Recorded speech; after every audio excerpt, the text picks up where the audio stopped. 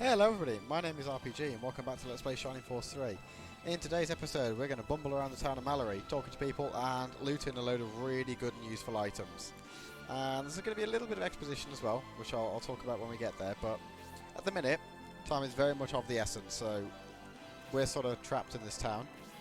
We're held prisoner, in inverted commas for some reason. The guy that rules the town, Tristus, is keeping us here for no reason that we can discern, and you know, the minute we leave all the dramatic music goes away and everything's nice and calm and chill, which is exactly what we need, which gives us plenty of time then to go wander around and think about taking everything that's held down. So I'm going to leave the church for now. I don't think there's anything interesting in the church anyway, at the very least there's no items, and I'm going to focus on just grabbing all the useful stuff. Apparently the Empire are coming. That's not good. We'll start with this side of town actually. I don't normally start on this side. I don't really remember if there's much over here. The old couple's home, I guess. So let's see what we've got in the books. Okay, fair enough. It's a useful bit of advice there. Very interesting.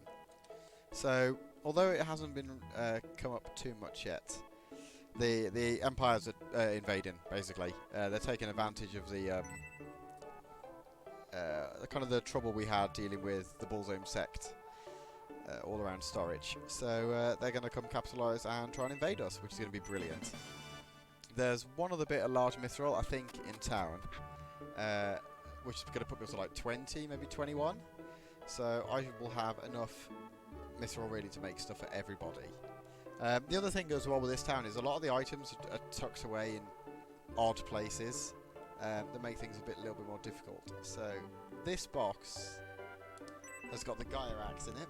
Depending on what angle you actually try and access that box from, you might just talk to the girl over and over. Obviously you can get around with that by using the inspect key, but to give you a bit of a clue as to how good the Gaia axe is, this is going to be for Albright, and if you thought the heat axe was ridiculous, this is a whole nother level. So we're going to slap that on him. We won't be getting him a mithril weapon, because as far as I'm aware, that's actually better than all the mithril weapons. Oh, I've already spoken to this lady, haven't I? So that's one character sorted. This shop here is the blacksmith. I'm gonna end it there, or end this fluff there when I'm done looting everything. Do a little bit of saving, reloading, jiggery pokery to get good weapons for the characters I want them for, and then I'll probably show those off at the start of the update after this one, which will be the next bit of story into in Malorie. Oh, so Marasame did at least make it to town, so he has been seen. I mean, where he's gone we don't know. Yeah. Well, he must be a pretty good ninja if he didn't get seen at all. I'll take that. Okay, so interesting book there telling us that walls are good. I guess that's crucial information. Quick chat to this old lady. Oh, I do like some tarot cards. So everything's about to be terrible, then it'll be good. It's pretty standard fare, I suppose. So this gives us the Catacombs map, which is the 6th and final treasure ruins. It's also unique, and I'll get to that when we get there. This doorway leads to the item shop. I'm not going to bother going in the item shop. I don't need to buy any healing drops, so I'm not going to bother. And I don't think anything that they can sell in there that comes up as a haggle I'm particularly interested in either, so I'll just leave it for now. We'll be in Malorie. We'll come back to Malorie a couple of times. It's kind of the hub for this chapter really, so there'll be plenty of opportunities for me to come back if I change my mind and really do want that haggle. So I guess people have also found out that our dear old dad has been assassinated, I suppose is technically correct. Sucks a lot. One of these barrels has got something in it, I'm positive. Is this one? No. Box, maybe? Maybe it is the boxes. Oh no, you just have to inspect first. So, she's struggling a little bit to pack everything up because she's got loads of valuables, and because we've just stolen that small mithril, hopefully that'll make her decision a little bit easier. She hasn't got to worry about lugging that around with her. Oh, missing his son. Probably be ideal if he finds him before they depart, if they're going to try and flee the Empire.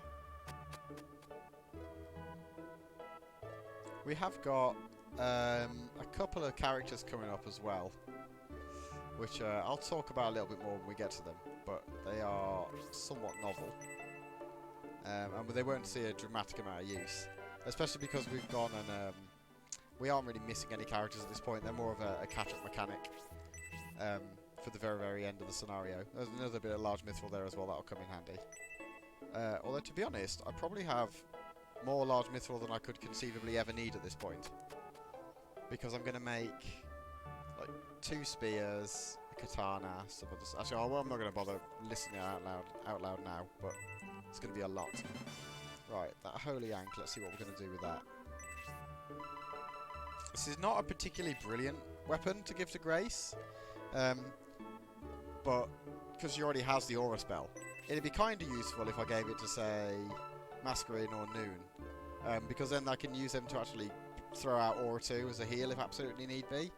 What I'm going to do instead, though, is I'm going to just give it to Grace, because there's no reason not to, basically. She has only got... I'll get this to Noon as well, I think.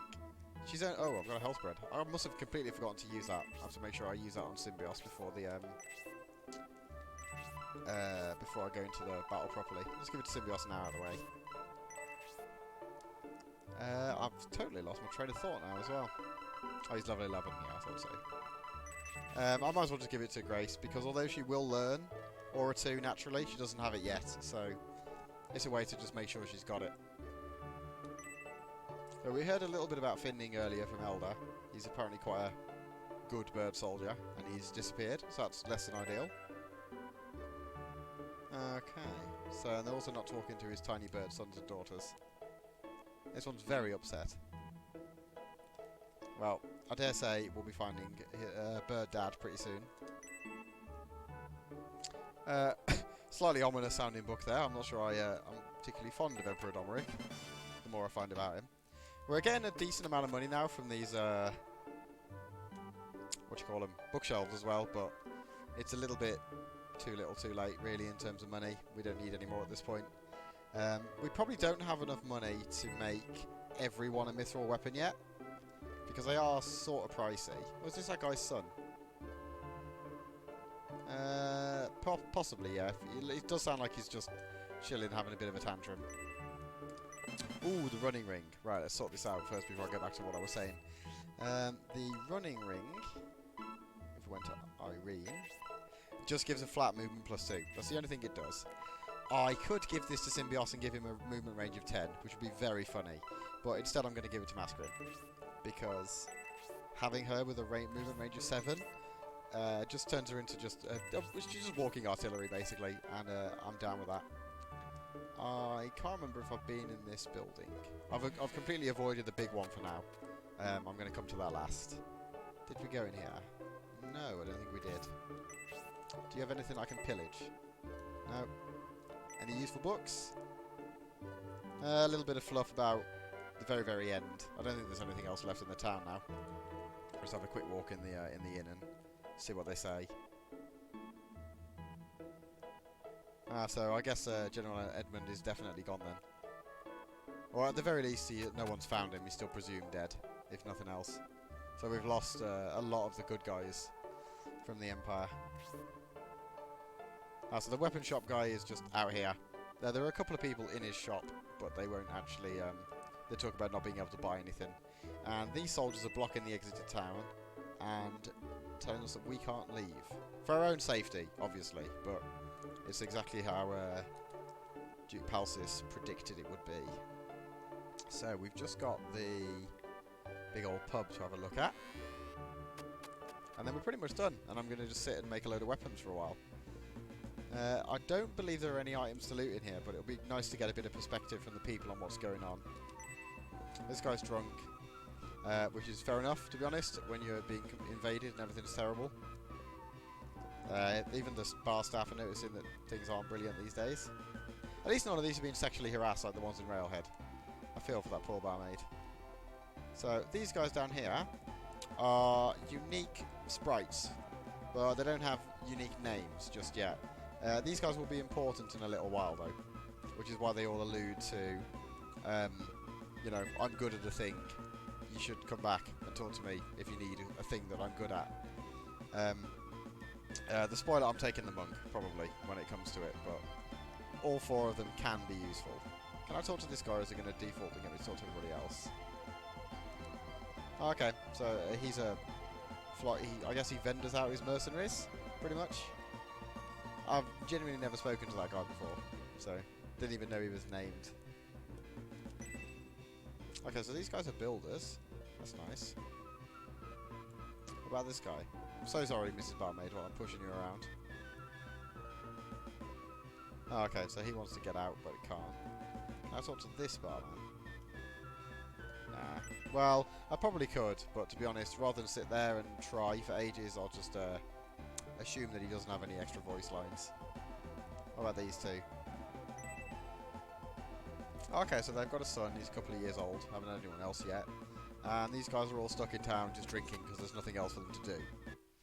So, what I'm going to do then, I want to go use the blacksmith and make a load of awesome stuff. So, I'm going to leave this episode here. I'm going to, in the next one, just introduce the weapons I've made and just show them off a little bit pretty quickly, and then go through the actual plot that'll be coming up. So, thank you very much for watching, and I hope to see you next time.